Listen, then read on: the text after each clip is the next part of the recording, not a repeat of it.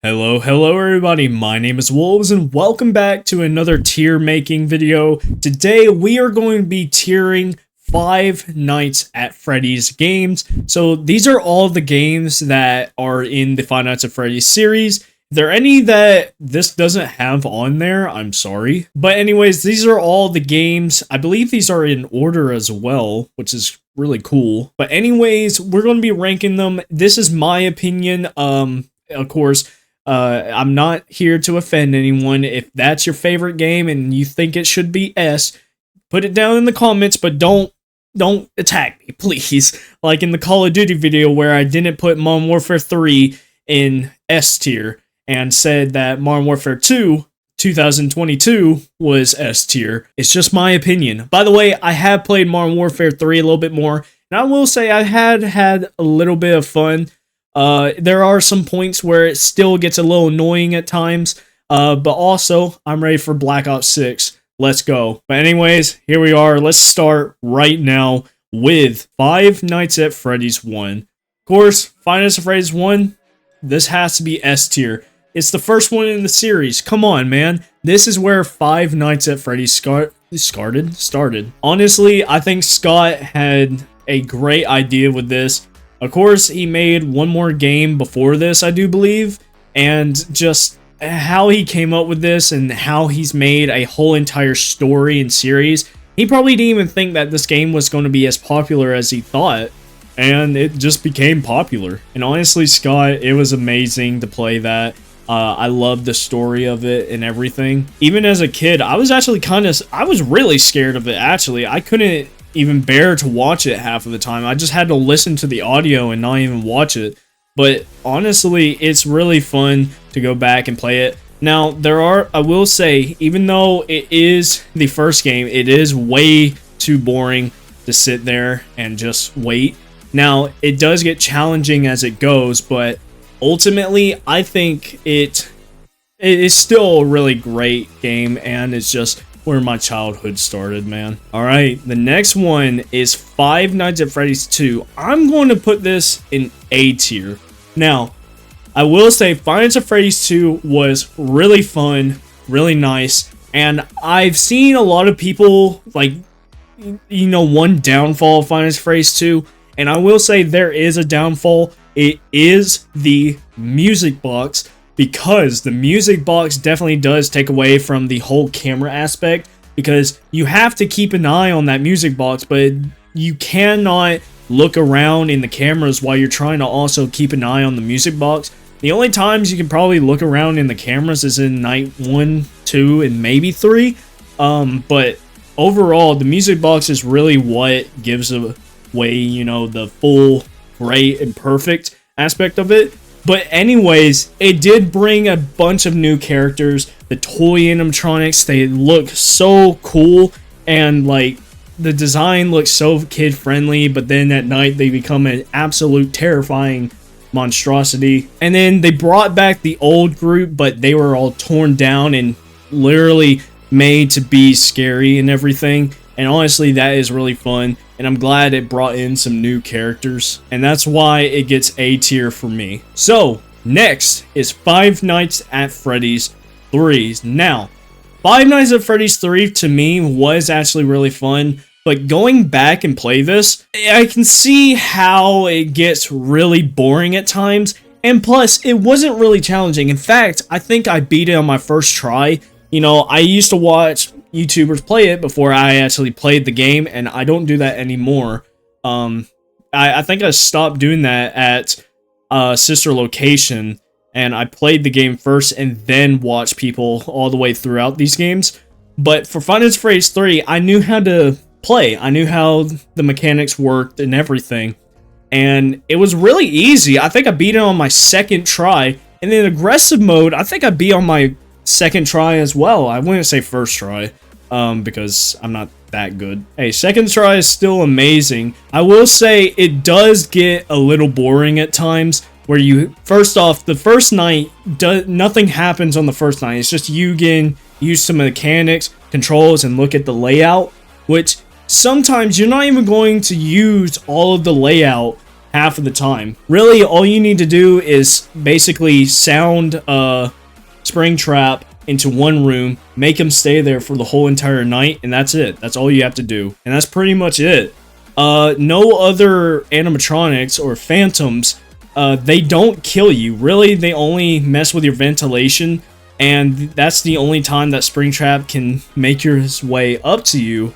And honestly, I kind of wish there was more aspects to that. Like, if you get jump scared by too many phantoms, you do die, or something like that. And I kind of wish that, you know, more of the cameras were used and maybe it wasn't so slow paced and everything. So I will say that this is going to get a D for me. Even though Springtrap is a really nice and clever and cool design, it's just, it's way too slow, it's boring and everything, and it was a little bit way too easy. Well, now, Five Nights at Freddy's 4. This was a nightmare to play. Honestly, I did enjoy Five Nights at Freddy's 4. However, the thing is, and like I said, I do agree on some people who's made these tier lists. That's where I got this idea from. In Five Nights at Freddy's 4, you don't really see the characters as much.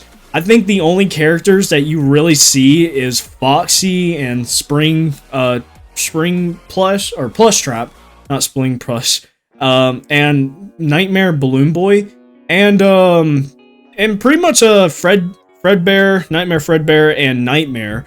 You don't really get to see the three main characters, Freddy, Bonnie, and Chica. The only times you get to see them is whenever they're down the hallway and they quickly move out of the way so you don't see them.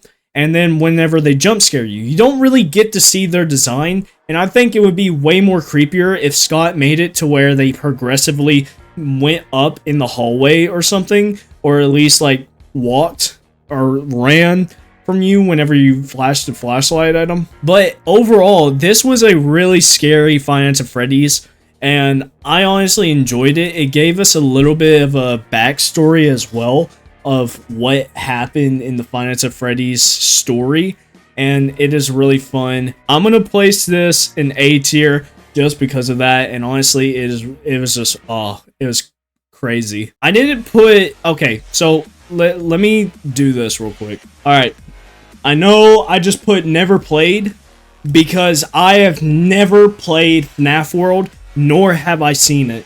To be honest, I thought it was going to be boring or something, but I may, if you guys want me to, I may play Five Nights at Freddy's World. I don't know. For me, I think it would be boring or something to play and watch for some reason, but maybe I should try it, and I really would love to try it. If you guys want me to try it, I will. For right now, let's move past it.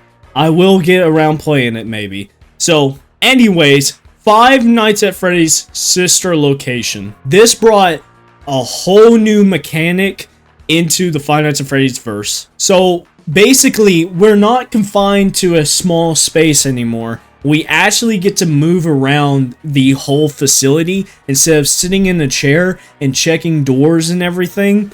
This brought some new aspects into the game where we had to actually move from one position to the other, like going across Balor's gallery and Foxy's party room, I believe. Funtime Foxy's party room. The story was really nice. I enjoyed the story, and the characters in it as well. They were really cool. And of course, we had a secret ending as well as, you know, 20, what was it, 720 mode or 820 mode?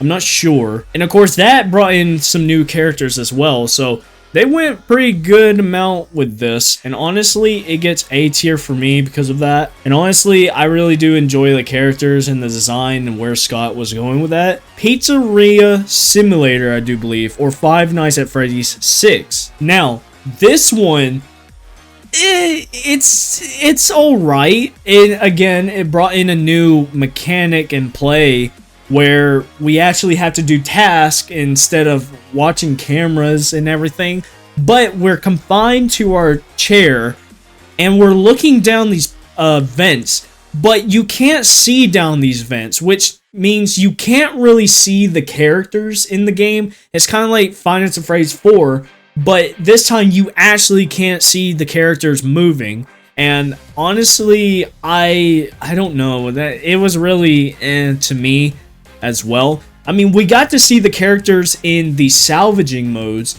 which those are creepy enough, to be honest with you. Especially whenever you see William Afton and the baby animatronic. And also, it had a pretty fair share of Easter eggs and also achievements as well. And to be honest, I really did enjoy it, but really the gameplay aspect of it, being confined to the chair again and not being able to see the characters all around while doing tasks that take about 12 minutes each to complete, I don't really know. So it's really going to get C tier for me. Now, Ultimate Custom Night. Guys, I know I played Ultimate Custom Night for you guys, and I need to try to finish it. I don't know if I'm get 50-20 mode. If I do, awesome. But this was really fun to play. And like, to have different mechanics to progressively get higher scores and, you know, bring new mechanics in and give players basically a full variety of, you know, the Five Nights at Freddy's in one whole game. This honestly was cool. And honestly, it gets S tier for me because it's fun to play. It gives a challenging aspect of it, and I really just enjoyed it so much. And I hope Scott, you know, maybe does an update or maybe something about this to give us more. But I don't think that's going to be happening anytime soon. But anyways, this was really fun, and I hope everyone else enjoyed it, and I will attempt 50-20 mode and try to complete all of the challenges again. But before that, let's go over Help Wanted. Now, this is already getting S tier for me because we are literally in the facility. If real life didn't come soon, Five Nights at Freddy's Help Wanted is where I would want to be. Because we are literally in the Five Nights at Freddy's facilities each time. We are in Five Nights at Freddy's 1, 2, 3, kind of 4. They put different stuff on or Five Nights at Freddy's 4 for the VR. But then we got different tasks and challenges, new characters like the glitch trap and everything. And honestly, it was, oh my goodness, it was mwah. It was really, really fun to play. I went back and played it so many times, and I cannot believe I waited to actually play it before seeing anyone else playing it. If you guys remember the old times, I actually had a PlayStation, and I had a PlayStation VR, and that's how I played this game. And honestly, it brought so many good memories to see that, and honestly, it was really fun to play. Now, Five Nights at Freddy's AR, I only played this game for about 2 weeks before I even forgot about it. I don't think, I think you can get it, but I think the servers are like down or something. I don't know. I think they shut off AR pretty good. So I really can't go back and explore it anymore. And I only got to play it for 2 weeks before forgetting about it completely. But honestly, to have FNAF on the go, it was pretty fun.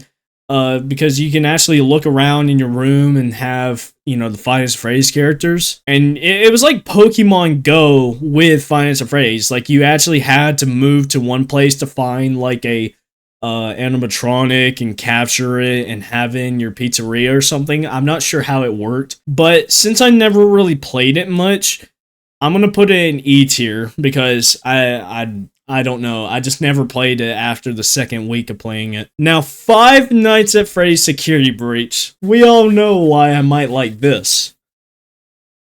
But anyways, Five Nights at Freddy's Security Breach.